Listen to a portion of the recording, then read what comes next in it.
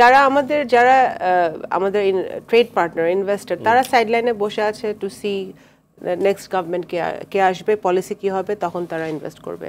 No investment is happening, very clear. এবং তারাও কিছুটা কনফিউজ যে এই সরকার তো অ্যাকচুয়ালি পরিষ্কারভাবে কেউ বলছে না। যেমন আজকে এক অ্যাডভাইজার বলছে জুনে ইলেকশন হবে, কালকে আরেকজন অ্যাডভাইজার বলছে ডিসেম্বর ইলেকশন হবে, নাথিং ক্লিয়ার। এটা তো ইন্টারন্যাশনাল কমিউনিটির মধ্যে একটা কনফিউশন তৈরি হচ্ছে।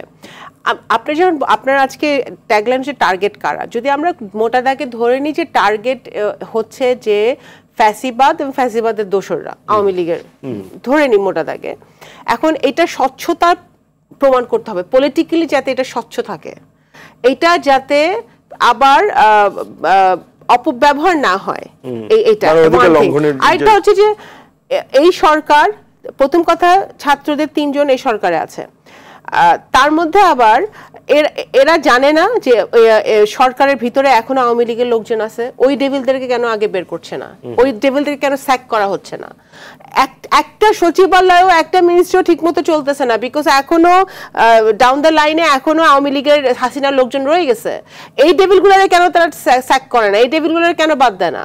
একটা লোক যদি অ্যাবসেন্টও থাকে তাও বেটার, সে থেকে ক্ষতি করার চেয়ে।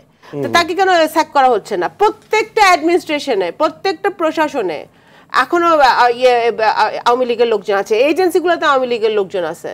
তো কেন ওদেরকে ওই ডেভিলকে আগে কেন বাদ দেয় না? তারা তো সরকারে বসে আছে।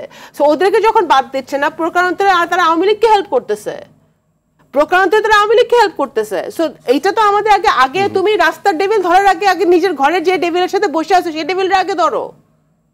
সেটা তো তোমরা করতে পারছো না। তাহলে তো হু আর ইউ হেল্পিং? তুমি তো জনগণের আচ্ছা সিন্ডিকেট। আমার কথা হলো, আমার কথা হচ্ছে যে যে ডেভিলকে আপনি দেখতে পাচ্ছেন সেই ডেভিলকে সরকার দেখতে পাচ্ছে না, তার ভেতরে যে ডেভিল আছে, এরকম বলতে চান?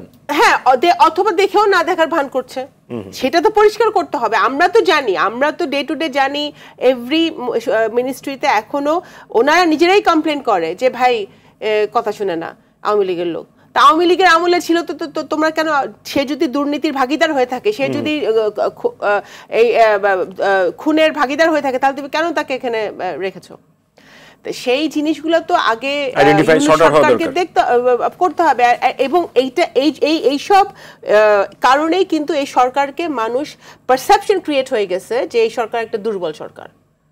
এবং সেই কারণেই তাদের এই যে তারা একটা ছাত্র একজন বললেই তারা জাম্প করে ওঠে, একজন বললেই তারা একটা লাফিয়ে ওঠে। কেন করবে তারা?